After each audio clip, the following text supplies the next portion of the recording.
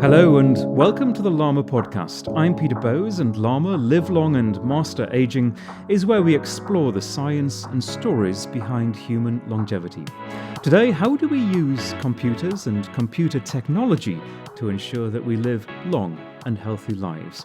I'm in Playa Vista in California at the tech campus of the University of Southern California, USC, to meet Dr. Lesley Saxon, who is the executive director of USC's Center for Body Computing. Founded almost 11 years ago, the center develops digital solutions to healthcare using apps and sensors to monitor the way our bodies function. Lesley, it's great to see you.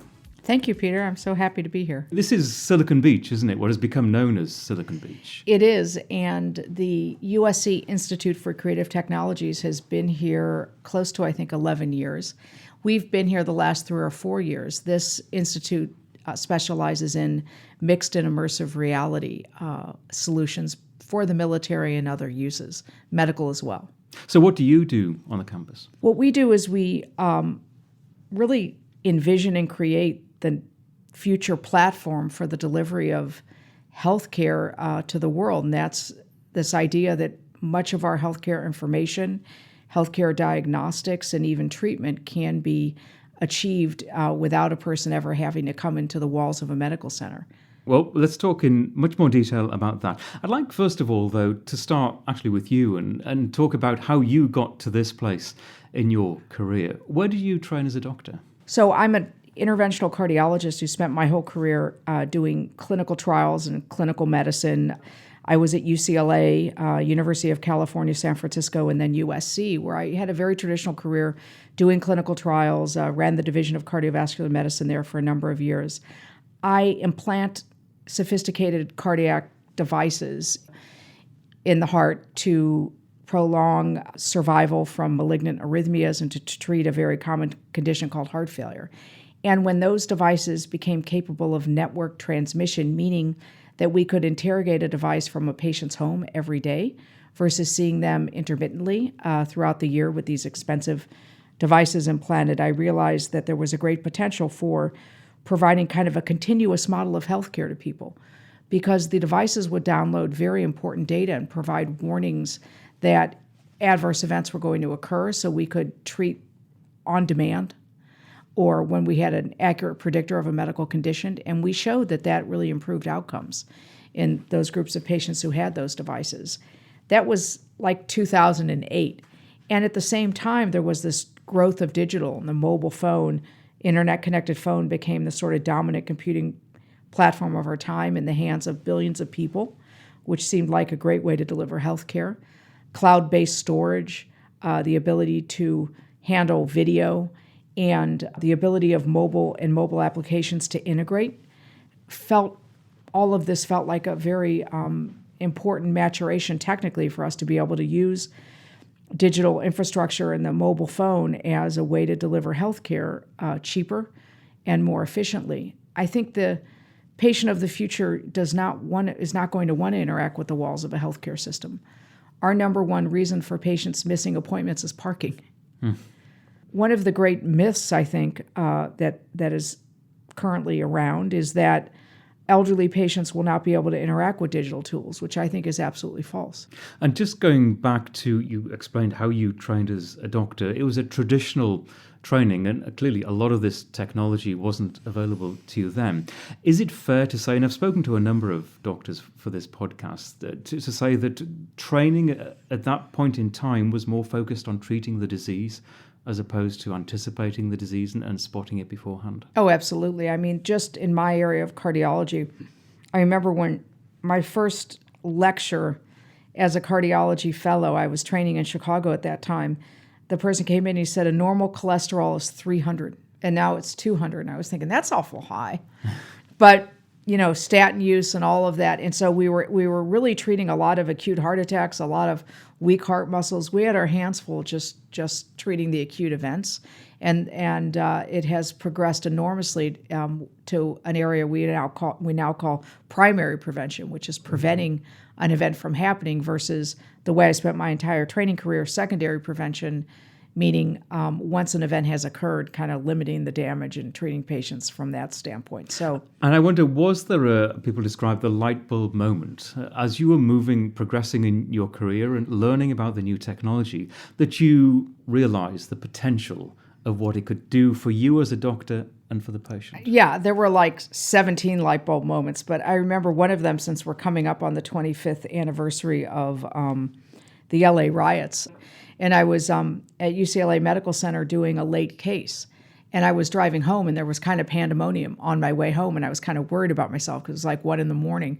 And at that point, I had a mobile phone, a new mobile phone, and a beeper. And I thought, oh, if somebody pulls me out of my car, I can actually call someone for help. And then I started thinking about that, because that motivated my thinking about mobile. And I started thinking about, what if patients had mobile phones, and what if I didn't need a beeper and I could just have people call me on my mobile phone and I didn't have to have 2 devices. Similarly, when the devices I implant became networked, I was so busy implanting them that I rarely had time to see out patients. I was too busy in the operating room.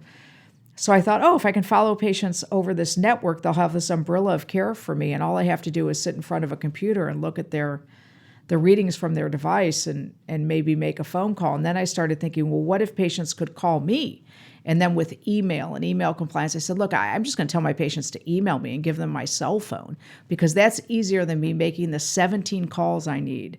So there are all sorts of points along the way when light bulbs went off for me.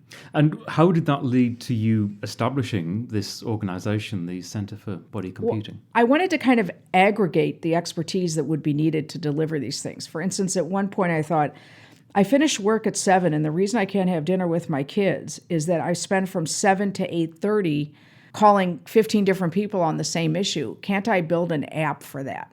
So one of the first things I did is I wanted to build a new, these were new software. I wanted to build a new software application where I could manage my patients, their referring doctors, and their family members in one app. So if I pushed a button, the same information went to everybody. It was a very simple kind of text app related to problems with their device or issues with their device. So I wanted to solve, problems for myself and patients.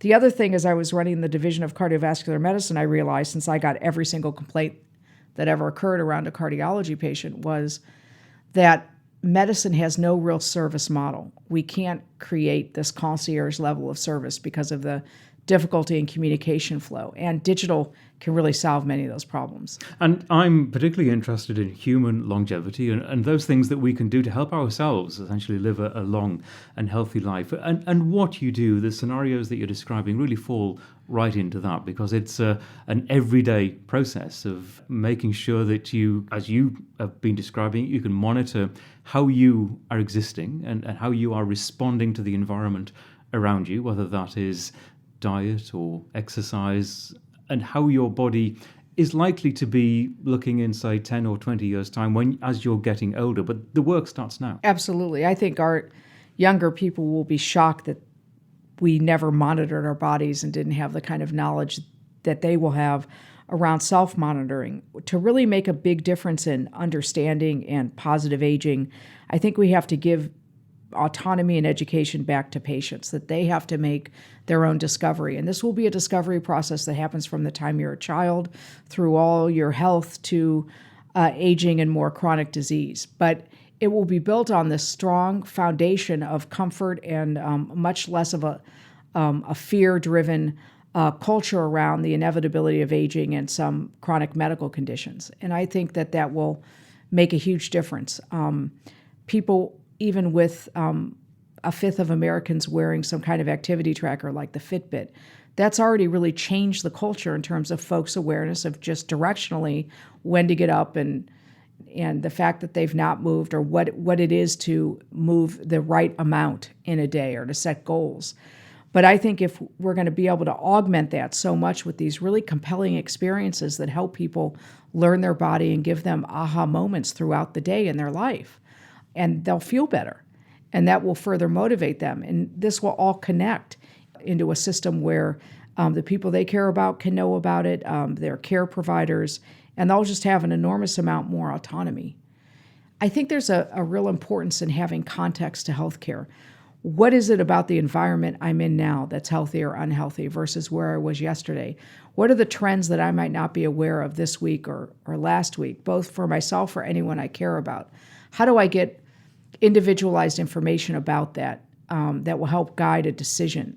Maybe it's a dietary decision, maybe it's where to live, maybe it's where to go, maybe it's where not to go for myself or my children or the people I care about.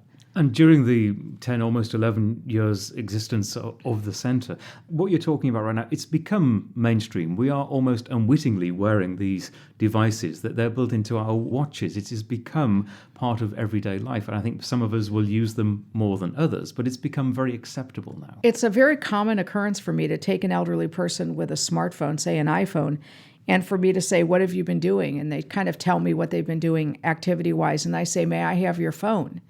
And I look into the built-in application on their phone, HealthKit, and I show them that in the times that they've carried their phone, this is the activity they've done, and they're just amazed. They don't even know that this device has tracked their activity. Which leads me to my next question, which was going to be, how do you educate an aging population that this technology exists to help them? Because I think of all the populations, this is the one that's the most reluctant sometimes to change and accept that there's something as weird and wonderful as something on their arm that can help them every day with physical exercise or what they're eating or to change their attitudes towards things.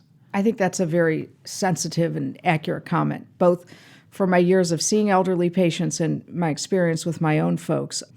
There is a kind of a fear that can happen with aging and a lack of mobility and a little bit of a defensiveness as to how to solve this. On the other hand, there is an incredibly strong desire to retain autonomy and independence. So I think that digital meets that strong unmet need of how do I convince myself and others that I'm safe, that I'm able to function independently, and how do I get guidance on my own time, not when I'm confronted, but when I'm ready to use these tools and engage with them. That's a big thing.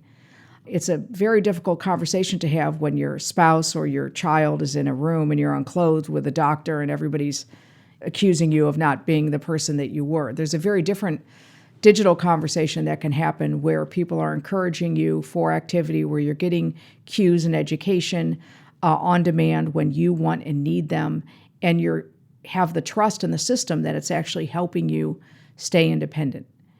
I think that's a very different experience that people can have. And if people are comfortable receiving that in a phone call or through their television versus on a smaller screen, or if they want to look at it on an iPad, that's fine. There's also, this other thing that has happened, which is the Internet of Things, right? So how do we use things within, say, a home or an environment where an elderly person encounters a lot to also help provide them with information and insight that they might otherwise not be able to have?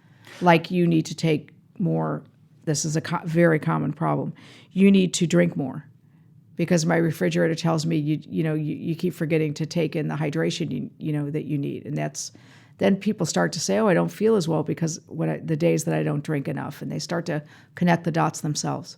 And as a physician talking to people in this population, what argument do you use to persuade them that they need to move with the times and that it can be helpful? Well, like many things in medicine that I work on and think about a lot, and with my own parents, first you have to build the trust. Because if the trust isn't there, people, if they feel that you're going to undermine them or betray them or take away something that they value and are afraid of losing, like their independence, that's kind of a non-starter. So I think you have to build the trust that you both have the same goals, and that this is a continuum and you're not trying to pull the rug out from under them. So we spend a lot of time doing that, and then understanding a person's unique needs, educationally and otherwise, and then trying to build solutions for them that they can engage with. Just going back to the basics of what we can monitor on a daily basis, what would you say is the most important? I think probably the most familiar to people is steps. We count our 10,000 steps, and that's become the benchmark, I think, in terms of exercise. But is there something that you would focus on? Yeah, I think the things activity is huge. Safe activity in the elderly is very important. Confidence that they're not going to fall. Hydration and diet are huge. So the amount that you drink, and then diet, and then if medication is is a part of the picture than medication adherence and really good ways to help people understand when to take their medicine and important ways for them to report if they think they're having adverse effects and not to be ignored, and finding the right dosage for patients. And it's a very complicated thing to manage a medical condition. And so I think we do a very poor job at really helping people have the tools that they need. It also has to be easy. In the Internet of Things, there should be a way to come out of the shower safely, step on a scale, get your blood pressure taken, walk to your refrigerator, and all this should go somewhere and then be reported back to you in a very simple interface, in a very simple way that you can understand where you are and what you're doing, what you might need support in, how you can support others even. We think that the power of social networks is very important, particularly for the elderly who are often more isolated. It's always struck me, actually, that it's all very well to have this data, but it's the interpretation of the data that ultimately is going to do us some good. And the end user, the person who needs the data, is not me as the physician so much, is very busy and may not, frankly, look at it if it's all good, but it's the patients.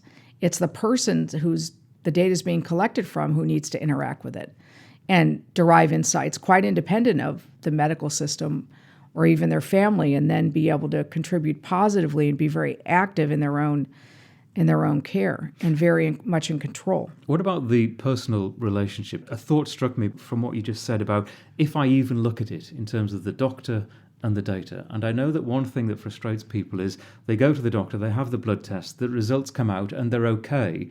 The doctor doesn't even contact the patient to tell them that they're okay, and they're left thinking, are they okay? They're kind of left in the dark. Does technology like this help to improve that relationship? Yeah, it's enormously frustrating. It's very complicated to do as a care provider. So if you have a mammogram and you don't know if that mammogram was negative or they lost it, right?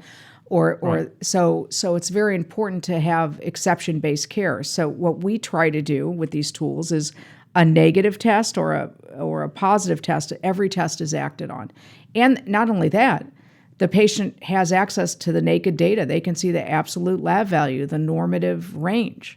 And many physicians, when we first present this, say, no, they can't handle it. They'll call me incessantly. We've actually checked this, and people call very little. In fact, they call less when they have more of the data.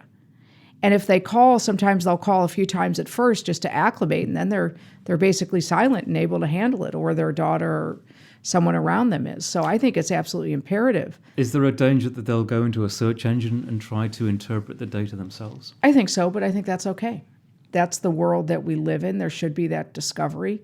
I think if a comment is we need to start to interpret tests with the understanding that patients and we'll be looking at the test results. So one issue, for instance, is that's common on, for instance, imaging studies. If someone gets a chest X-ray and they say something like, lung calcification, recommend follow-up tests, possibly suspicious for malignancy, right? This is something that can be worrisome. So I think that we need to have explanations and standards under those so people understand. But I think less things will also be missed if people have this data themselves. One thing that you have been looking at in considerable detail is the concept of the virtual doctor. Indeed, you are a virtual doctor. Can you explain how that works? So I've created a virtual human me. We have at the Institute for Creative Technology a way of rapidly prototyping a virtual human that looks and sounds like me and is animated with my voice and my intelligence, if you will, that is uses a voice recognition artificial intelligence engine. So what that means is that my virtual human can answer 2,600 frequently asked questions that any patient may have about their heart arrhythmia. So imagine that you see me in the clinic and you have some further questions. You can pull up a mobile application and talk to the virtual me. And I can update that individual. That individual is current with the medical literature, knows all the recognized medical guidelines, but provides you with individualized information and learns from what you ask, and it gets better and better. She's always in the same mood. She's always professional, and she tells you what she doesn't know and refers you to the real me when you need her. But more importantly to me, not just to have this individual available for my patients, but to have patients anywhere in the world know that there's a recognized expert that is highly competent that can answer their question across any medical condition. it's very important for the experts at USC to feel that we can leverage our knowledge over larger populations using digital. We can't physically go to Dubai or Bangladesh or any other place, but we can be present virtually and provide the highest grade medical content and information, and eventually get good enough that we can help diagnose. Is it fair to say that the virtual you is actually better than you because you're human and you Yeah. can make mistakes and you can get tired? Absolutely. She certainly augments me.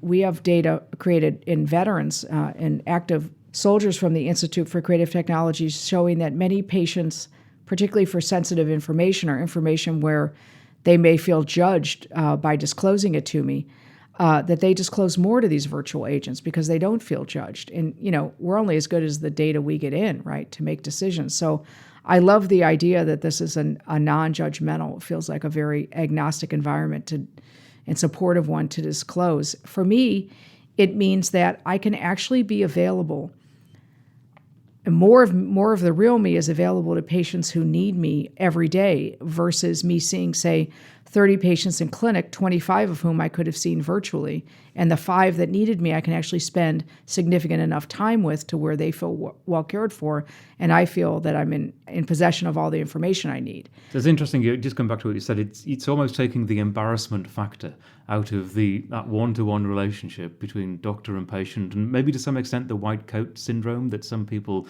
suffer from, that is just being ultra nervous in the presence of their doctor. Yeah, one of my friends who's a physician who works for a company that has a digital medicine where you take the medicine and it registers to a patch so everyone, including you, knows that you've taken it because medical regimens can get kind of complicated. But he said to me, when you walk into a room and you ask a patient, is he on the 5 medications he's supposed to be taking, he often feels that as, am I a good person? Or did I take my medicine today? And what we mean is a very different thing. It's, do you have a steady blood level of the 5 medications you're supposed to be taking 3 times a day? So even something as simple as that. And to what extent is the concept of the virtual doctor a reality? We're doing it. We've built out the mobile applications. We're testing it. We're making the engine better. And we have to start with just delivering medical content. Then we actually have to show that this virtual human doctor is safe and effective and can do more and more things. But a lot of that will depend on our learning engine. And so we see this as an enormous way to solve one of the most difficult problems facing humanity, that is delivering healthcare to people on demand with an internet-connected phone. I mean, that's huge. And then if you add in the sensors in the phone, the increasing body-worn diagnostic sensors, the potential is unbelievable. What about the potential to do large research studies over smartphones? Enormous area of discovery there. Well, one of the huge challenges, of course, in medical research and scientific research generally is collecting data and big data from populations. And you can just see the potential here to follow the activity and the behavior and the responses of populations, not only in the United States, but across the world, people suffering from similar conditions, perhaps exposed to different environmental conditions. How is that affecting the disease that they're suffering from? No, one of the things, I was on a conference call with a group of researchers at Harvard this morning, we were talking about doing a large digital clinical trial. We were talking about measuring activity. And the way that we measure activity in many clinical trials is we bring patients in, we ask them how much they're doing, and then we have them do a little activity test in the clinic. Well, in this trial, we're going to be collecting activity from them pretty much during every waking hour, continuous activity measurement. So we were talking about what to make of that because we have no standards for that. So we're going to have to benchmark it to these more traditional measures. The geek in me says I'd love to be part of that. I know, because the endpoints of the trials will be completely different. That's a unique challenge in itself, just trying to redefine these digital endpoints. I have a medical student working with me for the entire year next year, just creating patient cohorts with different diagnoses and diseases in order to study digital solutions in. Because we need to know how patients respond to these things. The UI, UX, what does the application look like? Does it resonate? Can you put your data in? How do you feel about it? Does this app work for you? You can see the huge potential here for aging research, because that's been one of the huge sticking points, studying aging. How does someone react to, again, the environmental conditions that they're living in, their diet, their exercise, over a period of decades. Up until now, it's just been impossible to collate that data. Absolutely. And I think this one big issue of people just moving less as they get older, what is that? Why is that? We don't understand that well enough. I'm sure it's a lot of different things, but let's get some insight into what are the things that are keeping people on the couch, and how do we motivate them to get off of that and feel safe? Is it depression? Is it hydration, nutrition? Is it, they are at increased risk for fall. Is it self-preservation? And how do we convince people that moving is, while it may be inherently a little risky, it's also the number one predictor of being able to stay independent. And of course, the knowledge that you're being monitored, digitally monitored, is a motivation in itself, is it not, to do something, because there's an accountability there. I think that's a great point. I also think it will take a lot of the dysfunction out of aging. Aging is very difficult, not only for patients, but it changes family relationships, and a lot of things could be better in terms of people's personal relationships with aging and their family members if this data were just objective and there for everyone to look at. Because there's a lot of I did, you didn't kind of interaction that goes on. You can't argue with the numbers. Yeah, it's a good opportunity to build respect for the challenges that the person who's aging faces. And I think there's far too little appreciation of the real rigor and mental fortitude it takes to age. It's a really tough thing. And one of the other problems is the sheer nature of aging means that it's sometimes a very solitary journey that you're going on, especially if you reach a great age. If you're 90, 95, 100, maybe you've lost your close friends and family members. What you're talking about opens up a new door to embrace other people who you might not be able to see every day, but you can be part of that same community. Yeah, I mean, that's just incredibly powerful. I often, if I'm impatient with my folks or something, I try to imagine what it would be like if I didn't have 90% of the friends I have, or I couldn't hear as well or walk, the kind of sensory deprivation that a lot of aging people live within. And those are things we can really improve upon and help. And I think this idea that we all need to be surrounded by a group of peers who are experiencing the same thing provides enormous comfort and motivation to people. How are fellow physicians and doctors that you meet and talk to, maybe those that you're not close to, those that are new to this kind of research, how are they responding to the concept of a virtual doctor? Well, I think they realize that their quality of life as a physician, at least in the United States, has deteriorated remarkably because the amount of just compliance work we have to do and the things that pull us away from direct patient care are enormous. So anything that can bring them back to being able to do what they train to do, which is face-to-face treat patients, and if that means treating larger numbers of patients remotely on an exception-based level, meaning if they're okay, they don't need to come in, and just monitoring them is very attractive. Also in terms of aging, I mean, we have for the first time in history, I think there are something like 10,000 people a day turning 80. So this idea that we just cannot care for the number of people who are aging with the number of physicians we have, particularly physicians knowledgeable in aging medicine, is enormous, and we realize we have to do something. This all sounds quite expensive. Are the funds there? Is there the, dare I say it, the political will in this country to help promote your kind of work? Well, the great thing about digital solutions is they tend to scale, and they tend to take cost out of the system because people aren't the biggest expense in a medical system are employees in the bricks and mortar buildings, yet they're very disruptive. So the problem is that people don't really understand what this will look like, how to implement it within the Internet of Things, how to study it, make sure these digital solutions are safe and effective, and how to scale them, how to get them paid for. So it's more the business model. I mean, I would think about it in the same way that digital has disrupted music or media or entertainment. It's been kind of a slog and a stumble as much as anything else. One thing's clear, people have disrupted those industries because important needs were met with digital that weren't being met otherwise. And hopefully some of the casualties of that disruption and some of the lack of rigor in reporting, for instance, and things like that won't play out in medicine, where you've got a bunch of unqualified people weighing in like you do in media. I could say you've got a bunch of untrained people acting as reporters and generating news. We certainly don't want to repeat that in medicine. Interesting you mentioned music, because it's a great analogy, I think, because there was so much reluctance when music went digital. There is still some reluctance to the delivery methods of music, but we now have artists who are 100% embracing the new way to do things. There's an almost inevitability about it. It is, but we have to provide the evidence that these things work, that they're safe, effective, and better. And we have to develop the digital research infrastructure so we get more people in the world taken care of when they need it. I mean, it's just I think, a fundamental right, and we can actually do that with digital medicine. So we need to hurry up and get going. We feel a real sense of urgency with our work. And that's something actually we haven't touched on, the potential to provide healthcare to the third world, to people who perhaps would never see a doctor in the normal course of events, but now using this technology, they can.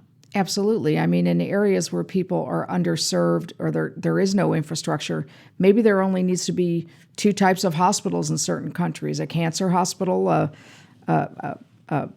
prenatal and birth hospital, and a heart hospital. And everything else can be handled outside the walls of a major medical center. That would take a lot of infrastructure costs gone, and if the cost of that were only a later generation internet connected phone and maybe a body worn sensor and a data plan, that would be pretty good. We've mentioned the virtual doctor. What else are you working on right now that's particularly exciting to you? One of the things I think is great and very exciting for patient education and as an empathy builder, and there needs to be a lot more understanding and empathy around care of particularly chronic disease, is the use of virtual and mixed reality to solve important medical problems. So we're using, for instance, we're trying to improve outcomes after major surgeries, for instance, for cancer, by allowing people to go into these virtual reality environments where they're able to meet their surgeon, the personnel in the operating room, understand why they're having the surgery, build that trust we talked about, and if there are complications, be able to manage them and have that information go everywhere so that when they actually go through that operation, it's not so traumatic for them and they adjust better on the other side. In medicine, we've really done a great job at these life-saving surgeries and improved longevity, but we've done a horrible job at preparing people for what they're about to go through and really kind of acclimatizing them to that experience before they do it. It's kind of shock and awe. And it really doesn't work very well. People get very traumatized afterward. And we don't measure that very well. And I think it really impedes our outcomes, particularly in kind of high-tech medicine tertiary medicine like we practice in the United States. I think it gives us, we get a bad rap for it, and we can easily fix it. Because it's not the technology we want to go away. It's not the cutting-edge therapies. It's just the experience we want to make better. It's the sharing of information that hasn't been traditionally done particularly well. Absolutely. And I mean, think about if you're able to go through the operation that your mother's going to go through, and you can, then have a real sense of what it's like. Imagine if we can put someone in a VR experience and show them what it's like to wake up from an operation and all the sights and sounds. And we think that will be a very powerful tool, both for people who've been traumatized and are showing adjustment disorders after major diagnoses and before, on both, to almost train them to go through it. I know you were also involved in a project where essentially your glasses, your eyewear, had sensors within them to again follow people's activity. How did that go and how did that work? Yeah, that's been a really interesting project we did with vision service provider Global, a large insurer of eye care. And they built into their prescriptive eyewear a sensor, an activity sensor. And we built an application around that allowed people to track their activity in a social network just by putting on their glasses. And the more that they did, they were able to give to a charity of their choice and share that information with a social community. And that turned out to be a very powerful experience that a lot of people engaged in. And frankly, many older people do wear glasses. So instead of having to put something else on, maybe you can get activity information just from your glasses. And as things like augmented reality and other things in technologies evolve, wouldn't it be great to be able to get all the digital information from a set of glasses? So for instance, maybe you have a heads-up display in your glasses that show you what you did activity-wise and when it's time to take your medicine. Maybe you could take a phone call. Maybe you could figure out that you're too hot and you need to cool down or something else. Head-up display like a lot of people have in their cars. Yeah, that would just, the words just appear, the numbers just appear straight in front of you. Or maybe if it's even a haptic thing, maybe you get a little vibration if it's time to take a drug or take a drink. And that leads me, and I actually don't come into this, but I think some people listening will think this is technology going too far, and there's a point that you can go before you begin to think, am I a machine? Am I a computer? Where does humanity end and begin? I ask myself about that a lot. The one thing we want to do is good and not evil and preserve what's best about us. For myself, when I think about it, I think I really want to be like Captain Sully. I want to land the plane in the Hudson, but autopilot can do the rest. And people really want my expertise for my expertise, not for me to do all these repetitive tasks. So I kind of, from a patient standpoint, I think we really need to make sure that this data is protected, that it's private, that it's respected, and it's not used against particularly a vulnerable population, which is a challenge. But I work just as hard on things like cybersecurity and FDA regulation and data supporting the use of these things as I do on anything. So we're trying to do it responsibly. And what have you learned about body computing, about all of this technology that you talk about every day, that you apply to yourself? I'm a much more empathic doctor, and I'm designing everything much more for patients than I've ever been in my whole career. I always just design devices for the heart, almost as if thinking that if I made the heart better, the patient would get better secondarily. So it's a whole different way for medical doctors to look at things. And everyone, medical device companies, pharma, the patient is the customer. So I think a lot more about design. What I've learned about myself is that you can basically track everything, and that I can extend myself over my expertise to a much broader group of people, and that almost justifies my life in a very profound way, because why would I work this hard to reach so few people? Why not? And to think of being able to do that to all medical experts, that's just so exciting. It's exciting for any doctor I speak to, too. What do you track every day? Oh, I track a lot of things. I track everything, actually. I should track my food a little better. I'm going to start. But I track all my activity. I track my EKG. I track my oxygen. I track my blood pressure. I track a lot of things. I use myself as a guinea pig for a lot of the sensors I use. And I try new applications. I use my family members. I use my dog. I put a lot of sensors on my dog. How do you do that? And how does that I help? attach it to her body in some way and try to record a metric because, it's a living thing. We can track health of one of the big things with pets, right, is veterinary bills. We can keep our pets going, too, longer, so I'm interested in that. And from the data that you've gathered from yourself through your own tracking, has there been a day when you've looked at the data and thought, I didn't realize that, I better change something? Absolutely. Yeah, I diagnosed my own hypertension, a lot of different things, yeah. I've diagnosed people on plane, like really diagnosed, not just, there's someone sick on a plane, but, there's someone sick on a plane and they're having a heart attack. Very different thing. I had planes land because of diagnostic sensors I've had on my phone. I've found things out in basically every public, because I always have sensors on me or around me. In many different situations, I've had great discovery. And if you could give one piece of advice to someone with their longevity in mind, and I'm leaving aside don't smoke, stop smoking, never smoke, I think that's a given. What piece of advice would you give people? I would tell people to start to really quantify themselves in a way. I think everything's important. Track your food a little bit in one of the food apps. Track, because what you think you eat or drink is often very different from what you actually do. Strive for moderation, consistency, and in both exercise and nutrition and in hydration. I think that'll take you a long way toward living a healthy life. Get regular evaluations for screening and try to get sleep. Sleep is crucial. I would put sleep at number one of the list. Diet's great, exercise is great, but if you don't sleep... That's true. Well, if again, if you don't eat well and you're not hydrated and you're not exercising, sleep is also harder. Right. It all ties together. Looking ahead to the future, I mentioned that the centre's been in existence for almost 11 years. Crystal ball time, look ahead 10 or 20 years' time. Where will we be with this technology? We'll have sensors embedded in our body, so we won't have to do anything to sense our metabolic status or physiologic status, meaning our blood glucose or lactate or heart rate or breathing rate or oxygen or blood pressure. So we'll get this kind of continuous health report. And we'll really be able to optimize our engines in a way that we've never been able to before. And I think that will create real benefit. This is actually something we spoke to Dr. Ben Huang from a company in San Francisco a few weeks ago, developing a micro sensor to do exactly as you're describing. Yeah, I know of that company, and they're doing great work, but I absolutely agree with him. I think, and that will be the seamless thing. That will be the seamless interface that will, you don't have to do much except get up in the morning. You'll get a report.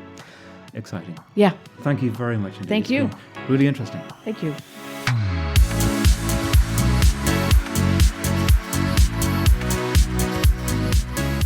And that's it for this episode. If you'd like to review us on iTunes or your podcasting platform of choice, we'd be very grateful, especially if it's a 5-star review, which is always very helpful. You can contact us through our website, llama-podcast.com. You can follow us and leave messages on Facebook and Twitter @llama-podcast.